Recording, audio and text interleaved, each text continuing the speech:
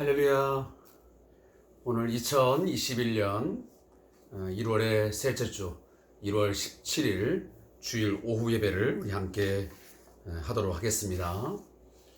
저희 교회 오후 예배는 가스펠 프로젝트라고 하는 두란노에서 나온 성경 공부를 가지고 계속 진행해 오고 있습니다.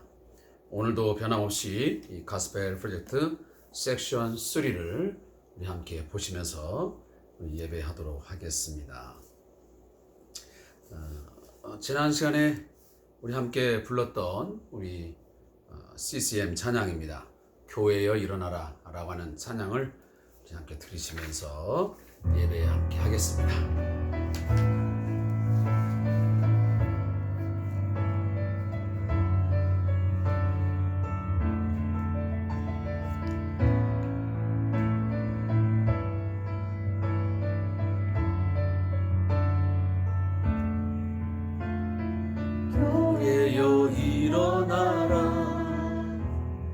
주께서 부르시니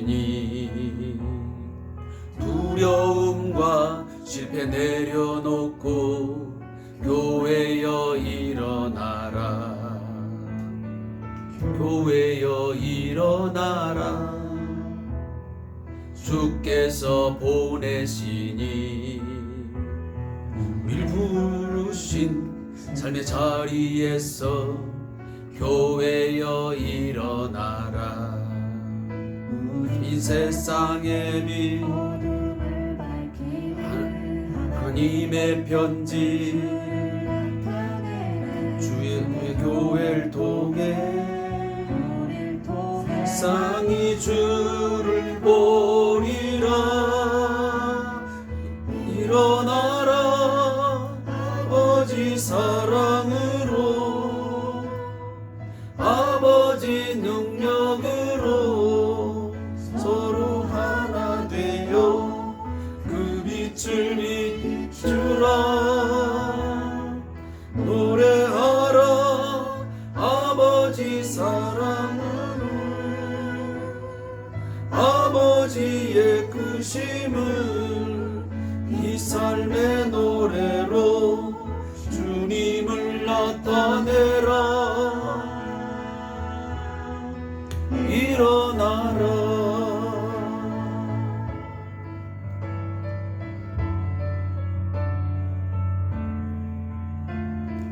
교회여 일어나라.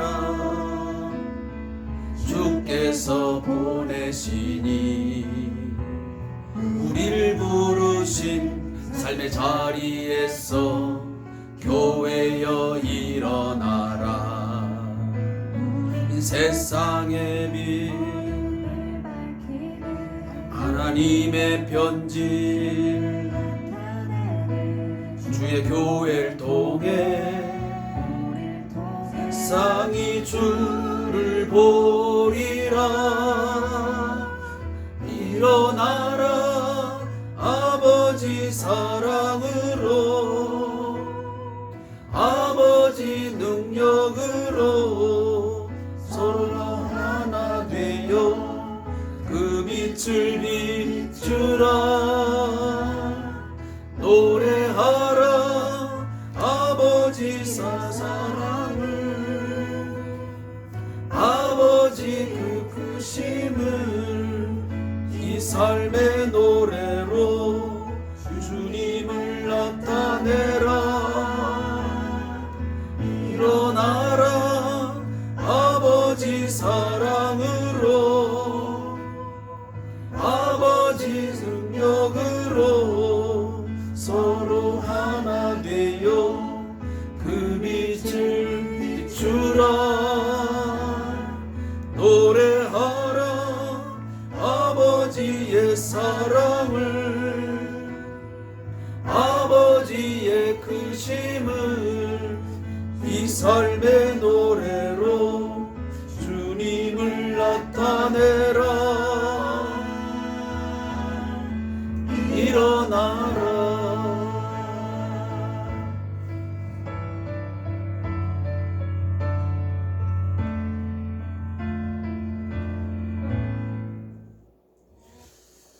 찬양을 한 번만 우리 더 하시고 우리 함께 말씀에 들어가겠습니다.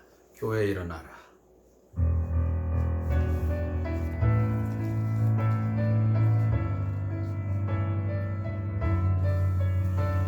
우리 함께 교회가 일어나기를 간절히 갈망하는 마음으로 이 찬 드립니다.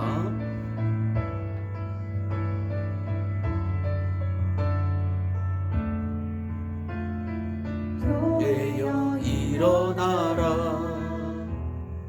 주께서 부르시니 두려움과 실패 내려놓고 교회여 일어나라. 교회여 일어나라. 주께서 보내시니 우릴 부르신 삶의 자리에서 교회여 일어나라. 우린 세상의 빛 하나님의 편지 주의 교회를 통해 세상이 주를 보리라. 일어나라. 아버지 사랑으로 아버지 능력으로 서로 하나 되어 그 빛을 비추라. 노래하라. 아버지의 사랑을 아버지의 크심을 이 삶의 노래로 주님을 나타내라. 일어나라.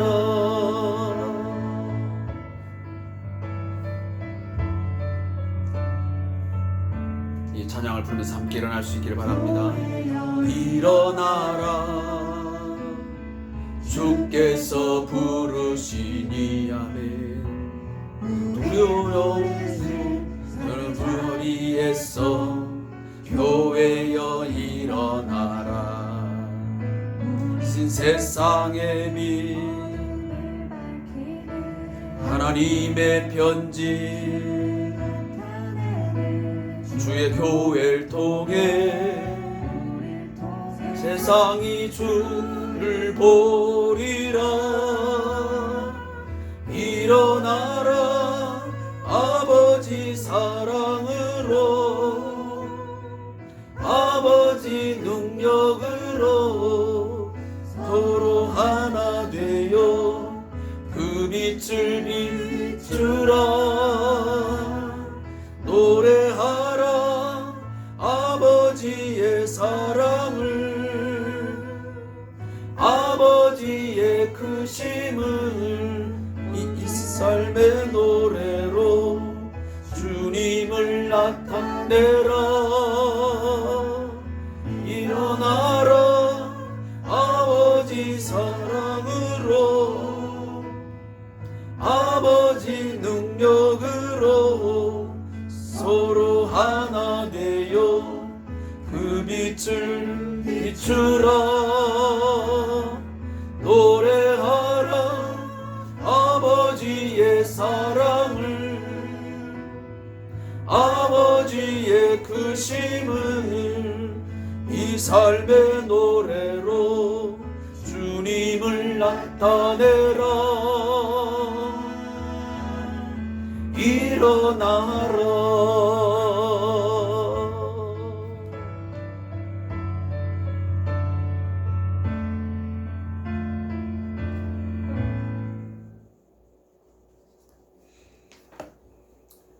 오늘 제가 주일 낮 예배를 통해서 말씀드렸지만 이제는 분명 교회의 존재감을 세상 가운데 드러내야 될 분명한 때가 되었습니다. 바로 이때에 교회가 이 세상을 향하여 빛을 발하지 아니하면 절대로 안 될 수밖에 없는 그런 상황, 그런 지경에 놓였습니다. 바로 이때를 위해서 오늘 주님은 교회를 부르셨습니다. 그리고 주님은 우리에게 세상에 나아가서 소금 또 빛의 역할을 그 사명을 감당하라고 보내셨습니다. 세우셨습니다. 아무쪼록 오늘 이 찬양의 가사를 마음에 새기시고 우리 함께 일어나서 교회가 다 같이 일어나서 세상의 소금의 역할, 세상에 빛을 비추는 그러한 사명을 꼭 감당할 수 있기를 다시 한번 부탁합니다. 오늘 함께 가스펠 프로젝트 성경 공부는 세션 3를 우리 함께 공부하게 됩니다. 세션 3는 제 3번 자기 백성을 위해 싸우는 왕이라는 큰 제목의 틀을 가지고 함께 공부하게 되었습니다. 우리 주신 말씀은 사무엘상 16장 1절부터 13절의 말씀을 우리 다 같이 함께 읽으시면서 이 말씀의 내용들을 좀 파악해 나가도록 하겠습니다. 사무엘상 16장 1절부터 13절까지 말씀입니다. 제 성경으로 구약성경 433페이지에 기록되어 있습니다. 말씀을 함께 읽겠습니다. 여호와께서 사무엘에게 이르시되 내가 이미 사울을 버려 이스라엘 왕이 되지 못하게 하였거늘 내가 그를 위하여 언제까지 슬퍼하겠느냐. 너는 뿔에 기름을 채워 가지고 가라. 내가 너를 베들레헴 사람 이새에게로 보내리니 이는 내가 그의 아들 중에서 한 왕을 보았느니라 하시는지라. 사무엘이 이르되 내가 어찌 갈 수 있으리까. 사울이 들으면 나를 죽이리다 하니 여호와께서 이르시되 너는 암송아지를 끌고 가서 말하기를 내가 여호와께 제사를 드리러 왔다 하고 이새를 제사에 청하라. 내가 내게 행할 일을 가르치리니 내가 내게 알게 하는 자에게 나를 위하여 기름을 부을지니라. 사무엘이 여호와의 말씀대로 행하여 베들레헴에 이르매 성읍 장로들이 떨며 그를 영접하여 이르되 평강을 위하여 오시나이까. 이르되 평강을 위함이니라. 내가 여호와께 제사로 왔으니 스스로 성결하게 하고 와서 나와 함께 제사하자 하고 이새와 그의 아들들을 성결하게 하고 제사에 청하니라. 그들이 오매 사무엘이 엘리압을 보고 마음에 이르기를 여호와의 기름 부으실 자가 과연 주님 앞에 있도다 하였더니 여호와께서 사무엘에게 이르시되 그의 용모와 키를 보지 말라. 내가 이미 그를 버렸노라. 내가 보는 것은 사람과 같지 아니하니 사람은 외모를 보거니와 나 여호와는 중심을 보느니라 하시더라. 이새가 아미나답을 불러 사무엘 앞을 지나가게 하매 사무엘이 이르되 이도 여호와께서 택하지 아니하셨느니라 하니 이새가 산마로 지나가매 하매 사무엘이 이르되 이도 여호와께서 택하지 아니하셨느니라 하니라. 이새가 그의 아들 7을 다 사무엘 앞으로 지나가게 하니 하나 사무엘이 이새에게 이르되 여호와께서 이들을 택하지 아니하셨느니라 하고 또 사무엘이 이새에게 이르되 내 아들들이 다 여기 있느냐. 이새가 이르되 아직 막내가 남았는데 그는 양을 지키나이다. 사무엘이 이새에게 이르되 사람을 보내어 그를 데려오라. 그가 여기 오기까지는 우리가 식사자리에 앉지 아니하겠노라. 이에 사람을 보내어 그를 데려오매 그의 빛이 붉고 눈이 빼어나고 얼굴이 아름답더라.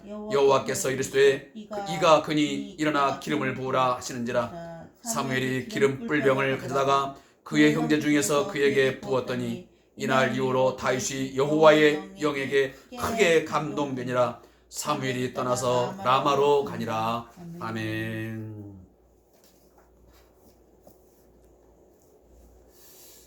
오늘 우리가 함께 읽은 본문은 하나님의 역사에서 정말 길이길이 기억될 만한 큰 순간이 우리에게 그려지고 있습니다.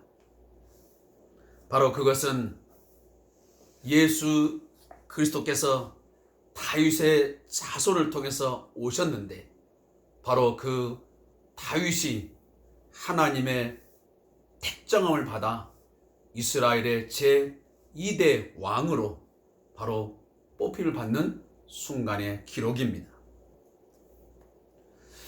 오늘 제목이 자기 백성을 위해서 싸우는 왕입니다. 바로 이 왕의 가장 모범이 누구냐면 바로 다윗 왕입니다. 사랑하는 성도 여러분, 우리는 지난 시간까지 섹션 1, 2를 통해서 하나님께서 물론 이스라엘 백성들의 요구사항이었지만 인간 왕을 세워달라고 하는 그들의 간절한 간청에 하나님은 응하여 허락하여 제1대 왕 사울 왕을 세우게 되었습니다. 그러나 안타깝게도 그들이 바라고 더욱이 당시에 제사장이었던 사무엘이 큰 기대를 가지고 그에게 하나님의 명령을 따라 기름을 부었지만 이스라엘의 초대 왕으로 세웠지만 그는 하나님의 기준에 미달하고 말았습니다. 결국은 탈락을 하게 된 것이지요. 하나님이 그 왕위를 빼앗음을 통해서 결국은 그는 힘없이 그 자리에서 물러설 수밖에 없게 되었습니다. 왜 그가 실패를 하게 되었습니까? 그가 병이 들었습니까? 아니면 똑똑함, 지혜가 없어 그랬습니까? 그의 몸이 어떤 문제가 발생했습니까? 가정사입니까? 아니었습니다. 그는 하나님의 기준에, 하나님의 요구에, 하나님의 기대에 그는 부응하지 못했습니다. 말씀에 순종하지 않았습니다. 물론 부분적으로는 순종했지만 온전한 순종에 이르지 못했습니다. 이스라엘의 왕은 그 왕됨의 가장 큰 가치는, 최고의 중요성은 뭐냐면 하나님의 그 통치를 대리할 수 있어야 되었습니다. 자신의 욕망이나 자신의 뜻대로 즉흥적으로 이스라엘 백성들을 통치하는 게 아니고 다스리는 게 아니고 철저하게 이스라엘의 왕은 하나님의 아들로서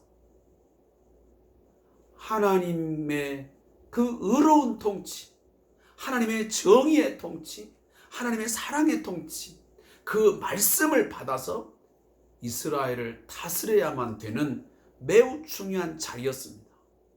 그런데 초대왕 이 사울은 그 부분에서 불순종을 하고 말았습니다.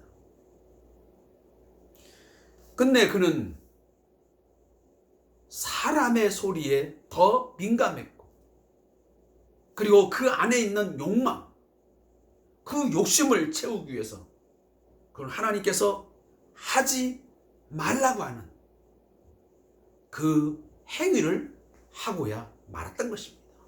결국은 자기 안에 있는 욕망과 그 사람들이 추구하고 사람들이 원하는 것들을 결국은 그 안에서 행했던 것이죠. 그 더 문제는 뭐였습니까? 그에게 죄에 대하여 회개할 기회가 있었지만 그 회개할 기회마저도 그는 책임을 전가시키고, 그리고 자기 죄에 대하여 합리화, 정당성을 이야기하면서 그는 결국 돌이키지 않았습니다. 그 결과 그는 하나님 앞에 버림이 되어지고, 이제는 새로운 왕, 하나님은 다윗을 세우시겠다고 계획을 하십니다. 그리고 바로 사무엘에게 그러한 말씀을 전달해 주고 있습니다. 바로 이 말씀이 전달된 이후로 지금 이 16장 1절부터 보면 사무엘에 의하여 다윗이 선택이 되어지는 그 과정을 오늘 본문에서 이야기하고 있습니다. 제가 이 본문의 이야기는 다 설명을 쭉 하지 않아도 우리들이 충분히 몇 번씩 다 설교를 통해서 성경 공부를 통해서 다 배웠던 바입니다. 이세에게는 8명의 아들들이 존재했습니다. 그래서 오늘 본문에도 보면 기록되지만 7명의 아들들이 지금 사무엘 앞에 지나가게 됩니다. 지금 왕을 선택을 하게 되는 과정인데 7이 지나갑니다. 근데 그 7 중에 첫째가 바로 누구였습니까? 여러분들이 오늘 본문에 보면 엘리압이라고 하는 첫째가 지나가게 됩니다. 그 첫째가 지나갔을 때에 사무엘이 그 마음에 어떤 마음을 갖게 되냐면 바로 이 사람이다.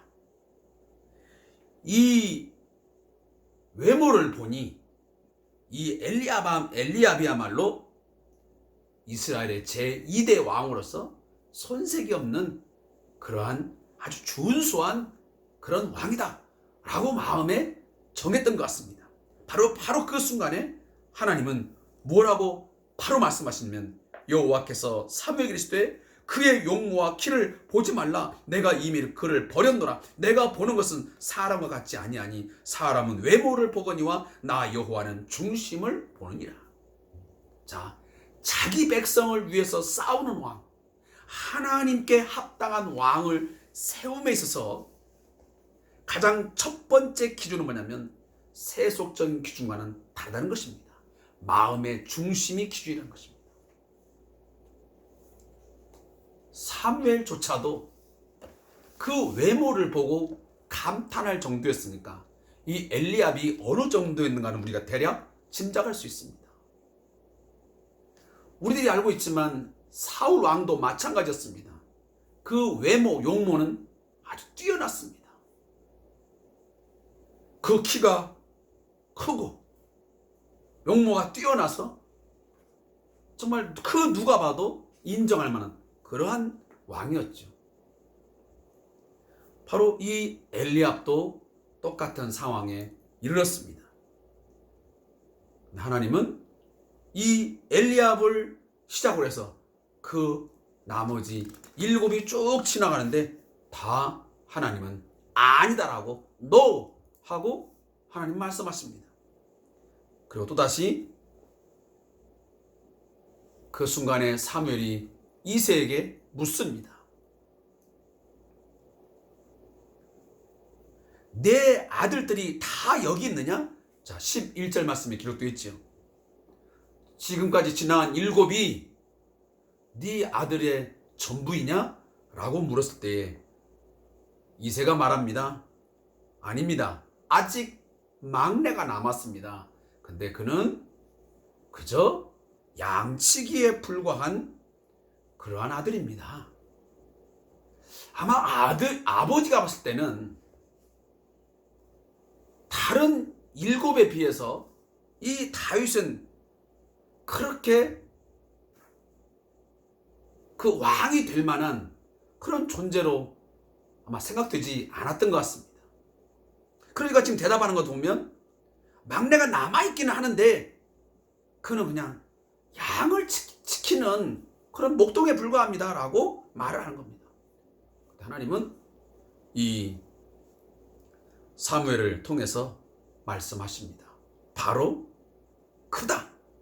내가 바로 선택하고 내가 사울 왕을 버리고 내가 세우겠다는 그 왕이 바로 크다라고 하나님은 지목하십니다. 그리고 지체 없이 바로 그 뿔병을 갖다가 그에게 기름을 부으라고 말씀하십니다. 그래서 기름을 부으라 하시는지라 사무엘이 기름 뿔병을 가져다가 그 행중에서 그에게 부었더니 이날 이후로 다시 여호와의 영에 크게 감동되더라.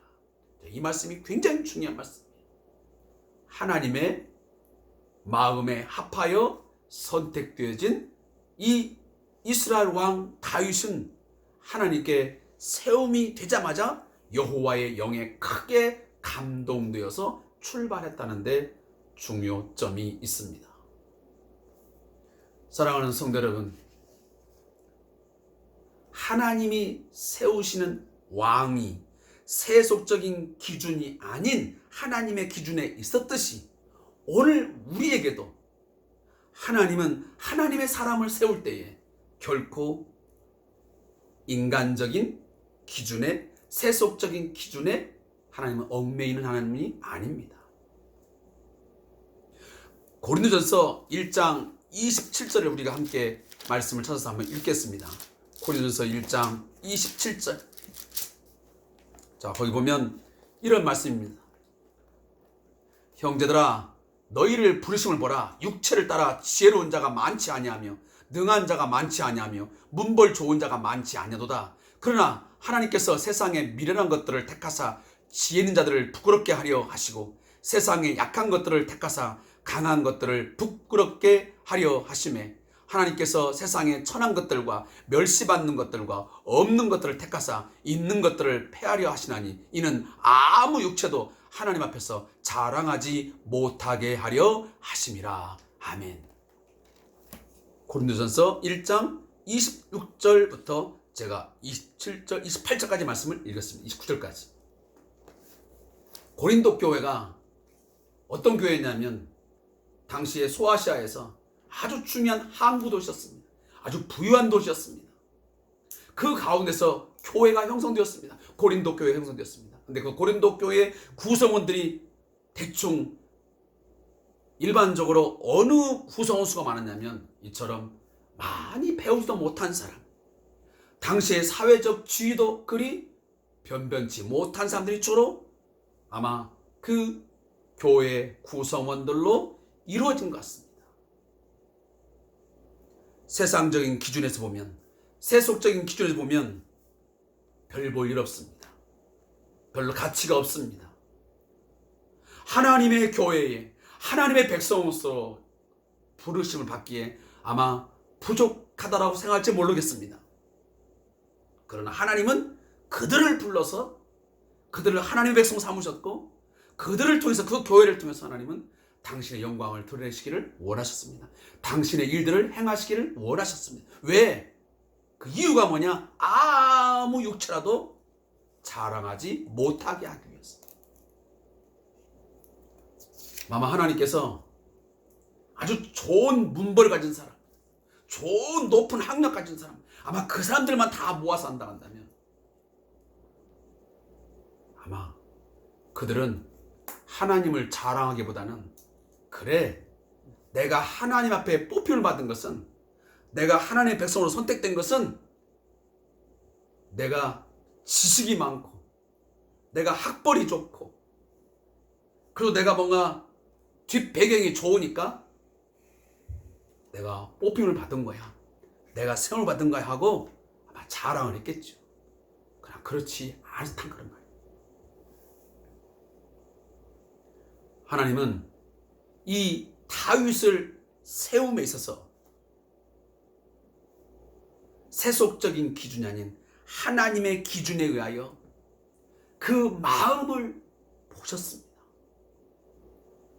다윗은 어려서부터 하나님을 사랑하는 자였고, 그리고 우리가 그 다윗이 블레셋의 장수 골리앗을 쓰러뜨린 것처럼 그걸 보면 얼마나 철저하게 하나님에 대한 신뢰, 그 하나님의 권세와 하나님의 권능과 하나님의 능력을 얼마나 위했는지를 우리가 알게 되는 것이고, 두 번째는 자기 백성을 얼마나 사랑했는지를, 자기 민족, 하나님의 택한 백성들을 위해서 그는 싸울 준비가 되어 있는 왕이었는지를 우리는 그러한 사건에서 보게 되는 것입니다. 자, 오늘 제가 이 가스펠 프로젝트에 나와 있는 이 내용들을 제가 잠시 좀 읽어드리면 좋을 것 같습니다. 제가 지금 여기 있는 내용들을 대부분 다 이야기했지만 내용을 한 번 더 말씀을 드리겠습니다. 하나님은 사무엘에게 이새의 아들 중에서 이스라엘의 다음 왕을 찾는 인물을 주셨습니다. 사무엘이 새 왕에게 기름을 부으러 가기를 주저한 것은 어쩌면 당연한 일입니다. 사울 왕이 자기의 명예와 자기 왕국에 얼마나 열정적인지를 잘 알았기 때문입니다. 그러나 하나님은 그를 위한 계획을 가지고 계셨습니다. 하나님은 사무엘을 통해 공동체 구성원 모두가 하나님께 헌신하는 희생제사를 드리게 했습니다. 이로써 사무엘은 이새의 아들들을 살펴볼 수 있는 완벽한 기회를 갖게 되었습니다. 이건 지금 사무엘이 다윗을 지금 그 선택하는 왕을 선택하는 자리에 나가는데 이 소식이 들려지게 되면 사울이 자기를 가만두지 않을 것 같으니까 두려워서 가기를 주저할 때 하나님이 주신 말씀을 받고 지금 하는 이야기들입니다. 근데 그때 하나님 뭐라고 하냐면 네가 희생제사를 하나님께 제사를 한다고 해라. 그리고 제물 가지고 가도록 하시죠. 그러면서 그 상황 속에서 이새의 아들들 하나하나를 다 살펴볼 수 있는 기회를 주십니다. 근데 그 모든 순서 속에서 하나님은 외모가 아닌 그의 준수함이 외모의 준수함이 아닌 바로 그 마음을 보신다는 사실을 우리에게 말씀해 주고 있습니다. 자, 이 말씀만 읽고 제가 말씀을 보겠습니다. 다윗의 형제들을 모두 거절한 사무엘이 마침내 막내 아들 다윗에 관하여 물었습니다. 다윗은 양치기였습니다. 이스라엘에서 너도나도 탐낼 만한 직업은 아니었습니다. 게다가 다윗은 형제 중에 체구가 가장 작았습니다. 그의 아버지 이새조차 막내 아들이 왕이 되리라는 생각을 하지 않았습니다. 이는 다윗이 그를 가장 잘 아는 사람들에게도 외적으로는 별로 인상적이지 않았음을 암시합니다. 그런데도 하나님은 그를 선택하셨습니다. 이제 다윗은 특별한 삶을 살아가게 될 것입니다. 그 자신은 평범했지만 그의 일생에 온갖 특별한 일이 벌어졌다는 사실을 놓쳐서는 안 됩니다. 다윗은 비범하신 하나님의 능력에 어느 정도 접근할 수 있었는데 이것은 자신을 특별하게 여기지 않았기 때문에 가능했습니다. 자신의 위대함을 전적으로 확신했던 사울과는 뚜렷하게 대조되는 부분입니다. 아멘. 사랑하는 성도 여러분, 어떤 경우에도 하나님은 외모나 사회적 추이를 보고 우리를 선택하거나 우리를 세워서 일하시지 않습니다. 그렇다면 우리 또한 하나님의 사람들을 대할 때 또 우리가 어떠한 일을 같이 할 때에 절대로 외모나 사회적 지위나 어떤 보여지는 것에 의해서 사람을 평가하고 그 가치를 평가하는 일은 결코 있어서는 안 될 것입니다.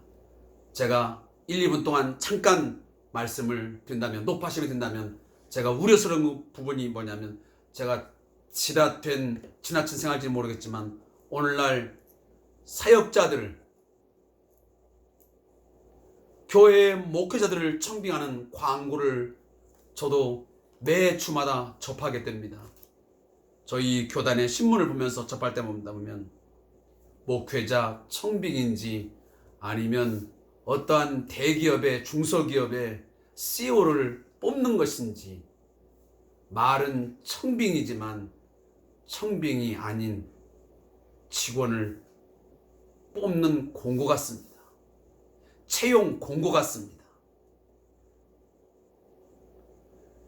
물론 객관적인 어떤 자료에 의해서 기준에 의해서 선택하는 것 꼭 나쁘다라고 하는 평가는 말할 수는 없겠지만 그러나 지나친 이런 사회적 기준, 세속적인 기준이 앞서지 않는 것인가 하는 그러한 우려스러운 생각을 제 스스로 갖는 것입니다. 아무쪼록 우리 한국교회가 교회의 일꾼을 세우던 또한 교회의 지도자, 특히 목회자를 청빙하면서 정말 하나님의 청빙다운 청빙이 이루어졌으면 좋겠습니다. 세상 사람들이 보는 그러한 세속적인 기준에 의해서 사람을 평가하여 뽑는 일은 결코 있지 않도록 정말 심사숙고하고 기도하는 가운데 하나님의 영에 감동되어서 이 일이 진행되었으면 하는 그러한 작은 바람을 제가 해보는 것입니다. 오늘도 함께 이 가스펠 프로젝트 성경 공부에 함께 해주신 성도 여러분 감사합니다. 제가 기도하겠습니다. 하나님 아버지 감사합니다.